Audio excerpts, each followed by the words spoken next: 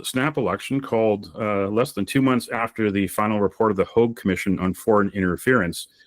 And that report contained recommendations to combat foreign interference in Canada's politics and governance, by China, Russia, India, Iran, and others.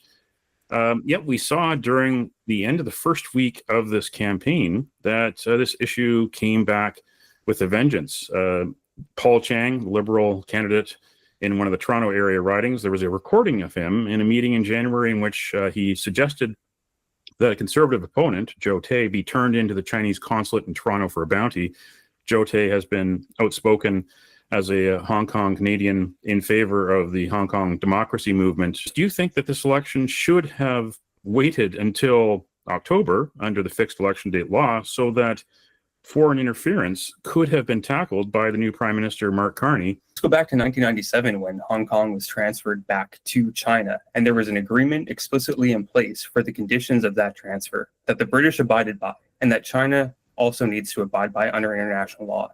It has violated that agreement by persecuting the people of Hong Kong and putting in place a puppet regime that is now coming into the sovereign territory of Canada to intimidate people running for election in our country.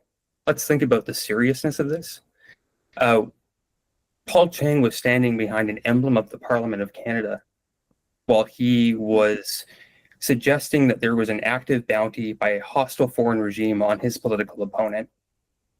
This is a nonpartisan issue. You know, Bob, that politically I come from the left of the spectrum.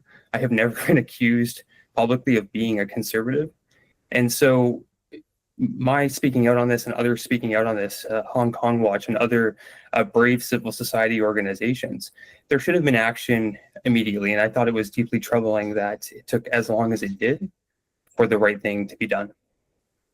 Now, Transparency International has another recent report that's making some waves, the Opacity in Real Estate Ownership Index.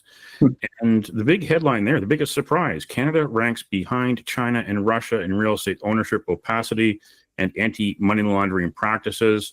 You did make reference earlier to British Columbia Land Ownership Transparency Registry, which was one of the good steps that the BC government under the NDP has made in recent years, among the very few that they've made.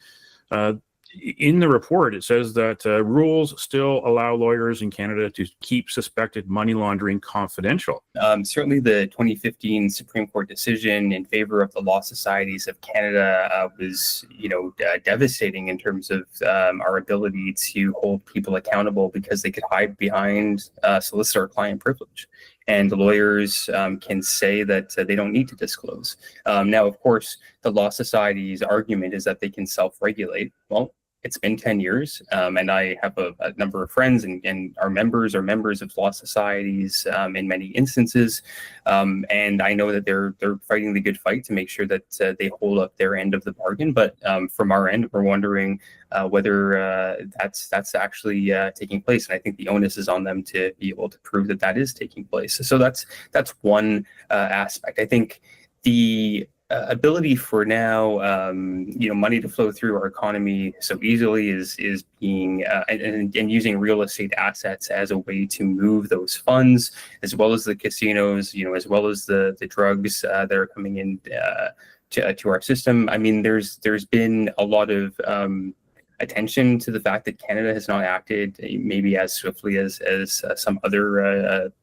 countries that have been able to deal with this. And of course, this is an international problem, but it is getting exponentially worse for Canadians. And we are now finding ourselves more and more in the middle of being a country that is on its way to becoming, in another Jamaica or Luxembourg or Switzerland, where people can park offshore assets and seemingly not have to deal with the consequences.